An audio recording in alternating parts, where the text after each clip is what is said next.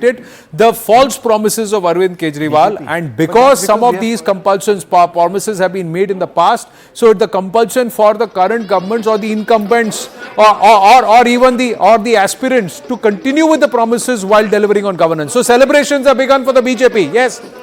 It's touched 31. 31 so and the BJP is slipping below 40. It's still early. I know that the BJP is celebrating. We saw that in Haryana elections where the Congress was celebrating very quickly. Let's not. See, I'll tell you one thing. It's post 10 o'clock. I said very clearly, post 10 o'clock you will see reactions. Look at how the Congress is reacting. The Congress has somewhere called the elections for Delhi. They have called the elections saying that the AAP is losing because Manikam Tagore, Alka Lamba, look what they say. Alka Lamba is contesting. No, I'm just saying Alka Lamba is contesting. Alka Lamba is against Ramesh Biduri and Atishi. So she's saying that he's winning. But my problem with the Congress is this. When it loses, the EVM is to blame. When its competitors, even whether they're in the India bloc, lose, then they deserve it. How is this possible? How is this possible that now they're delighting in the AAP's loss? They're not blaming the EVM.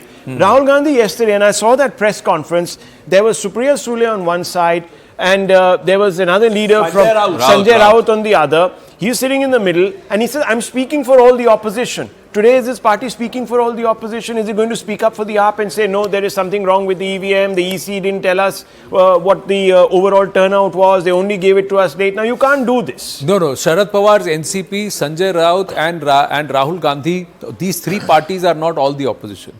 That's what the thought process within the India alliance is, where the Trinamool Congress believes, the RJD believes, the Samajwadi Party believes, and now the Aam Aadmi Party believes that we are a better opposition than you are. So that's what. Have you seen any of these top rung of the Congress, as Rahul has pointed out? Where are the top rung of the Congress party? Koi bhi nikla hai? Who has come out and gone to the counting centers or have a war room or talk to the press? Nothing. Don't you see that there is between Haryana, Delhi and Maharashtra, the Congress localized the entire election management and campaigning rather than having too many of its national leaders being involved. And they are trying to say, okay, you believe locally you will fight and we don't want Rahul Gandhi, you don't want the central leadership to be involved. Try and fight the local elections and show me what you can do. Bhupinder Hooda lost. Nana Patole and Prithviraj Chavan and the rest of the gang, they could not make inroads. And now Sandeep Dixit, and this is what will be told to Sandeep Dixit, Ajay Makhan, that you have not been able to deliver. Into the numbers. A couple of things 40-30 again. So SC reserve seats, I think Nalin had mentioned this. So now I think we're seeing a bit of a change there in SC reserve seats. AAP is leading in 8, BJP in 4. So I think AAP is holding on to some of those Dalit voters. Also want to bring into focus the Purvanchal influence. Purvanchali voters, again, was a substantial AAP base. They still have the lead, but it's just a neck-and-neck thing between AAP and BJP. Much of them on the eastern side of Delhi, it's 13 to AAP and 12 to BJP. So Purvanchali voters and Dalit voters, the AAP seems to be holding on. Let's also quickly check on the Muslim voters, where the Muslim voters are in excess of 30%. Again, in Old Delhi, I see that AAP is... okay, there again, AAP is leading by 2. So out of the 10 seats, AAP 6 and BJP 4, including, of course, in Chandni Chowk and Sadar Bazar. But in all these clusters, there's been attrition for the AAP. The AAP is holding on, but just barely. There's been gains attrition. For the BJP. Significant. How many rounds of counting? Let's quickly check with Griha. Yes, Griha. While we are at it, because the rounds are really, beginning to trickle in. Right now we are learning, and this is an interesting update. So far, the biggest lead is coming for a BJP candidate from Mustafabad. So that is something, and the lead is of 16,181 votes. Mr. Bish there is leading. 7 rounds have been counted in Vishwasnagar. BJP has a lead of more than 8,000 votes there. Shahadra too, this 5th round, BJP has a lead of 4,200 votes. So that is there. Also, we are going to tell our viewers that Delhi Cant is where the results come in first, because there are just about 8 rounds that need to be counted there. Out of there, the 3rd round of counting is on, and BJP has a very slim lead of just 303 votes right now. Okay, thanks for that update. Shahpur Basti, he's trailing. Mr. Jain, Satyendra Jain, the former health minister, is trailing. The gentleman who went to jail, you are saying. Satyendra Jain who went to jail. See, all the jailbirds are having a problem. Also, Raki Birla, former speaker of Aam Aadmi Party, is also trailing. Is trailing. See, the 4-5 big figureheads of faces: Arvind Kejriwal, Atishi, Manish Sisodia, Satyendra Jain, Gopal Rai, Raki Birla. These are the 6 who are central, along with the likes of Saurabh Bharadwaj, Somnath Bharti. Now, this would be the 5 or 8 people of the Aam Aadmi Party who are the big faces. Saurabh Bharadwaj so far has steered clear of any controversy, and he's been working very well in his constituency. Now, if he loses, he's leading again. So he's back in the lead. Saurabh Bharadwaj is in the lead.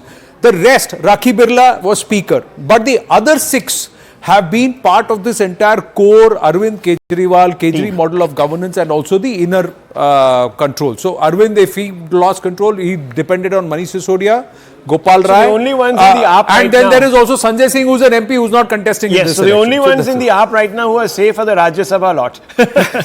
Yeah, we have to see. But 1 minute. What does that imply with the people of Delhi? You know what Smita was just saying. Smita was saying a short while ago. What is the situation in New Delhi? Kejriwal is right now leading, but by a few hundred votes. Few hundred votes. Barely by a few hundred votes in New Delhi. But again, there was this entire, if two of the 3 who are in the fray. Now again, Jangpura, Mr. Sisodia is trailing. Mr. Marwa is leading in Jangpura. Again, I don't know the exact margin, but after leading for about 15-20 minutes, again now Mr. Sisodia is trailing in Jangpura. BJP's Tarvinder Singh Marwa is leading. But Tarvinder Singh Marwa. So that's what, see, what did you quote Alka Lamba as saying? That Arvind Kejriwal, Sisodia, Atishi, all 3 will lose. If Arvind Kejriwal loses, then these 2 cannot win. That they will also lose. Ojha is also trailing. Ojha has been trailing since morning. Patparganj perhaps explains why Mr. Sisodia changed the seat in the first place. Mr. Ojha has been trailing. Look at the leads consolidate once again. 43 to the BJP, 27 to the Aam Aadmi Party. So as more and more EVMs are opening and more rounds of counting, the BJP is continuing to consolidate itself. It's not losing ground. 43-27.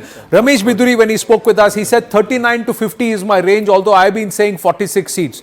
We may cross 50 or we may touch 50, he said. He said, I don't know how things are opening up, but he was quietly confident that he will hold on to Kalkaji, or he will perhaps be able to punch a hole in Kalkaji and win Kalkaji. But it's a big thing that if your top 5-6 faces of the Kejri model of governance are struggling to hold on to their leads and are just by, barely, and they're in a, give and go here.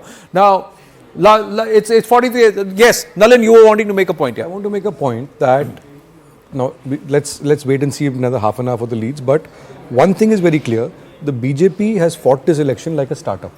It's an election. It's an electoral behemoth.